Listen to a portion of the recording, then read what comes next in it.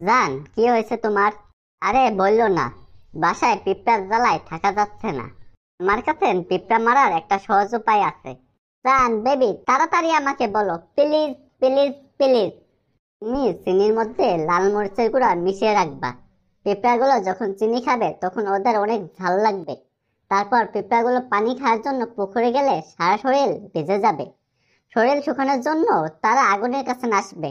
তুমি আগে থেকেই আগুনের কাছে একটা বোম রেখে দেবা।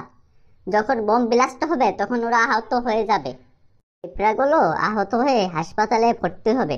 তুমি হাসপাতালে গিয়ে সব পিঁপড়ার অক্সিজেন মাস্ক খুলে দেবা। তারপর সব পিঁপড়াগুলো খাল্লাস হয়ে যাবে। আর এইভাবেই তুমি পিঁপড়াগুলোকে খুব সহজেই মারতে পারবে। খুব উপকার হলো আমার। আচ্ছা বেবি, শুনো, বিয়ের আগে যখন তোমাদের বাসায় এসেছিলাম তখন তো অনেক মশা ছিল। এখন একটা মশা নাই কেন?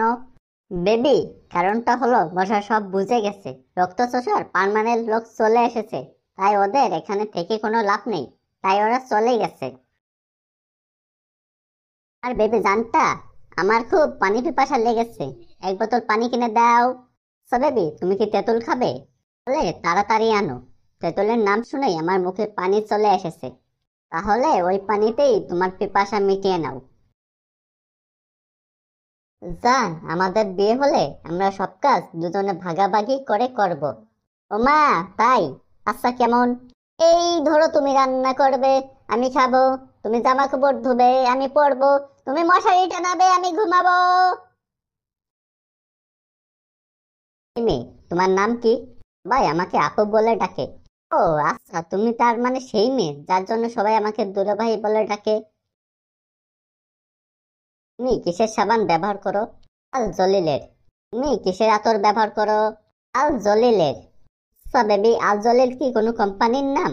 না বেবি, আল জলিল আমার বন্ধু, আমার প্রতিবেশী, আমার পাশের বাসায় থাকে। আপনার ফোনে কি ইউটিউব ফেসবুক ব্যবহার করা যায়? জি। আপনার ফোনে কি ইমো ব্যবহার করা যায়? জি। আপনার ফোনে কি নন স্টপ ফ্রি ফায়ার খেলা যায়? জি। আপনার ফোনে কি ইন্টারনেট তুফানের গতিতে চলে? জি হ্যাঁ। আপনার জন্য একটা সুসংবাদ আছে। আপনার ফোনটি এই মুহূর্তে 4G হয়েছে। আচ্ছা, আমার ফোনটি কি কারণে 4G হয়ে গেল? আপনি 4বার জি বলেছেন, এই কারণেই আপনার ফোনটি 4G হয়ে গেছে। জি। এখন আমার ফোনটি 5G হয়ে গেল।